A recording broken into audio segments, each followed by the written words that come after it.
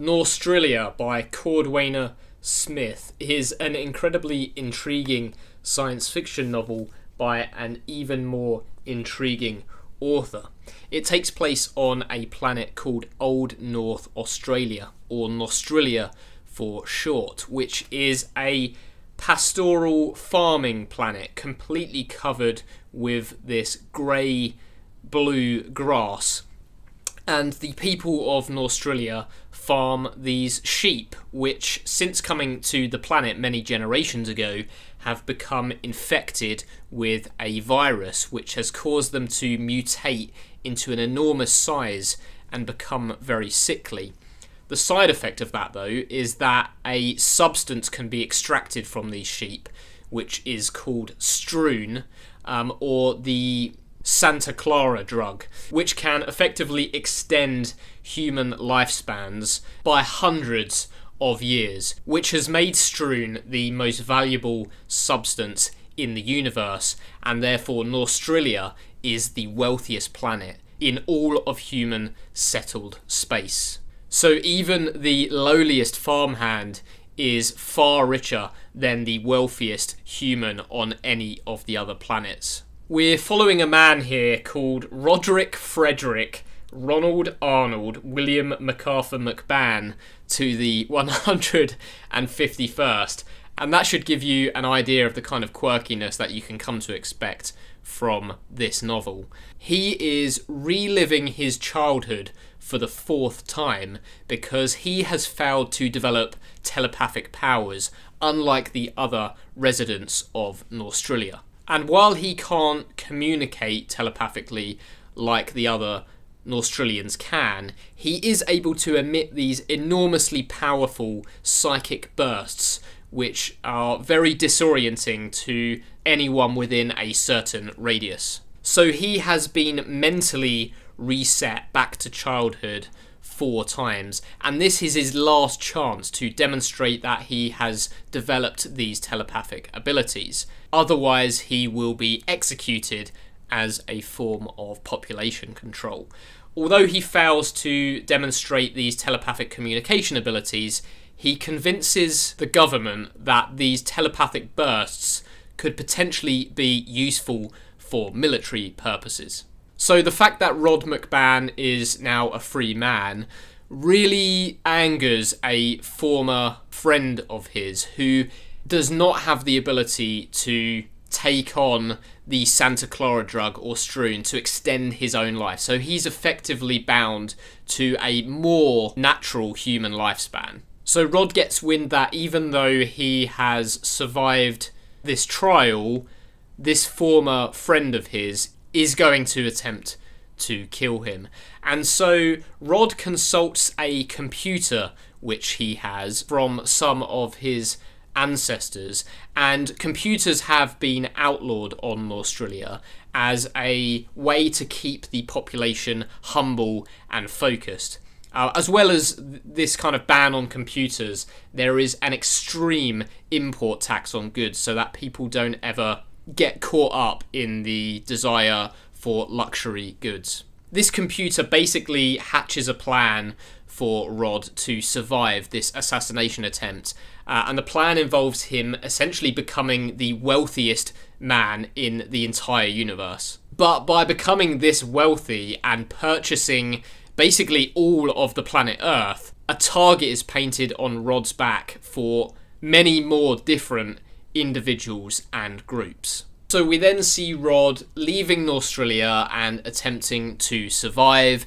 We get an incredibly weird world established really early on, and throughout the entire story, Cordwainer Smith is hurling ideas at you at a dizzying pace, which are sometimes only mentioned in passing or in fleeting remarks or interactions with intriguing characters that you don't really get much more context on. The plot here mainly involves these underpeople who are genetically engineered human-animal hybrids who act as servants to humans and are looked down upon as a lesser race of beings. Norstrilia overall is really quirky. At times it's funny, at times it's a bit scary, And you get this sense that you're only really just skimming the surface of this much broader world. And I know that Cordwainer Smith had written a series of short stories which all take place in this same universe.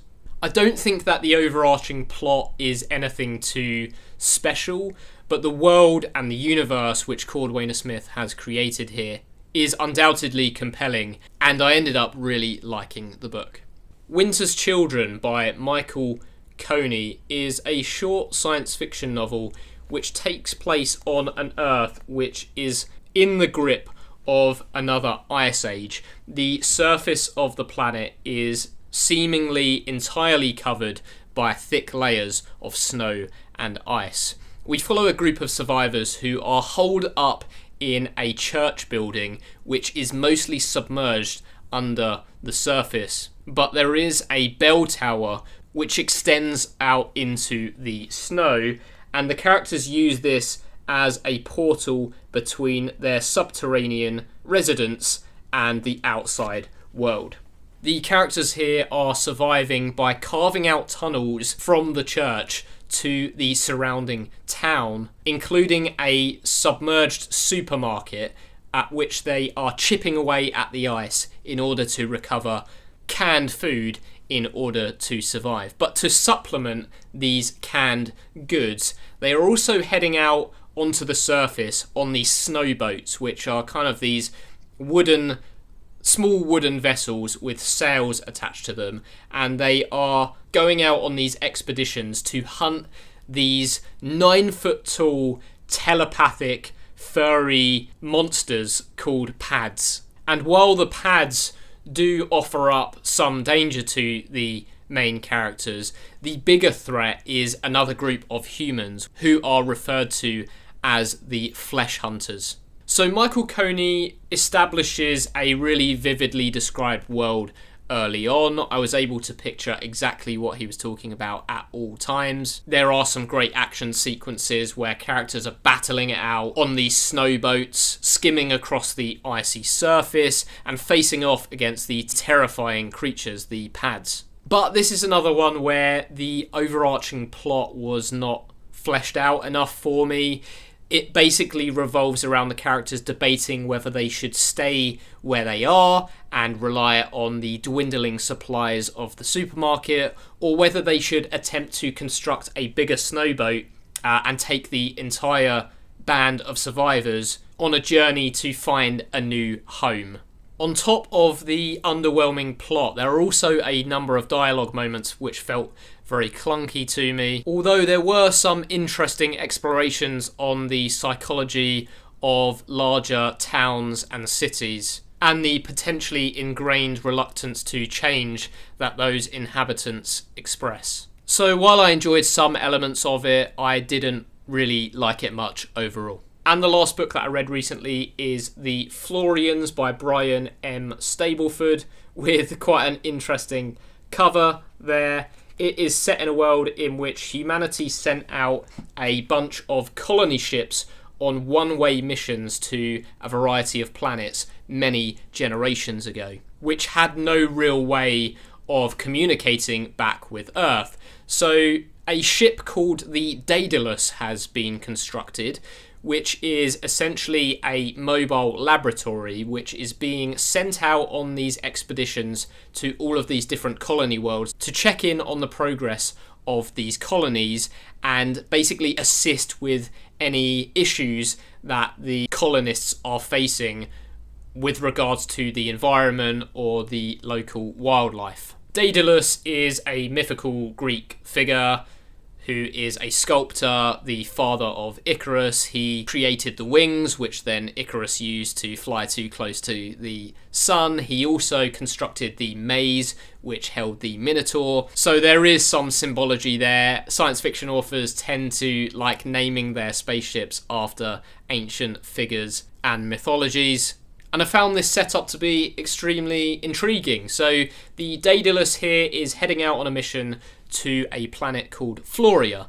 And when the Daedalus arrives, and its crew is relatively small, something like 6 or 7 people aboard, all of different disciplines, they find that the Florians are seemingly flourishing. They have grown to be giants, basically. They are between, I think, 7 and 10 foot tall generally, and they are demonstrating a relatively simple but flourishing civilization. They are starting to develop a network of railways, and they seem to have a good grasp on agriculture on the world, farming both imported and native flora and fauna. But of course, everything is not as it seems, and the mystery of what exactly has gone wrong on Floria is central to the plot here. Now, I've not read any Brian Stableford before, but in the prologue there was some really clumsy and exposition-filled dialogue that made me worry about the rest of the book. But luckily that does fade a little bit as we get into the main events, which mostly involve a couple of the characters traversing this planet, examining the wildlife, and trying to understand the culture of the Florians.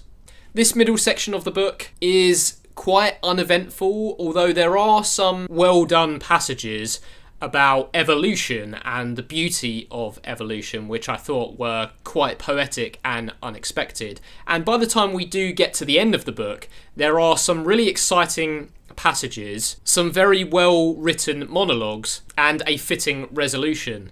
So I do think that The Florians is a bit of an uneven book overall. Some of it is great, some of it is a bit clunky. But the idea of reading further on into this series, because this is the first book in a series where the Daedalus heads off to check on the progress of all these other colony worlds, is quite compelling. So I might see if I can find the rest of the books in this series. So that's everything that I read recently. Thank you very much for watching and subscribing.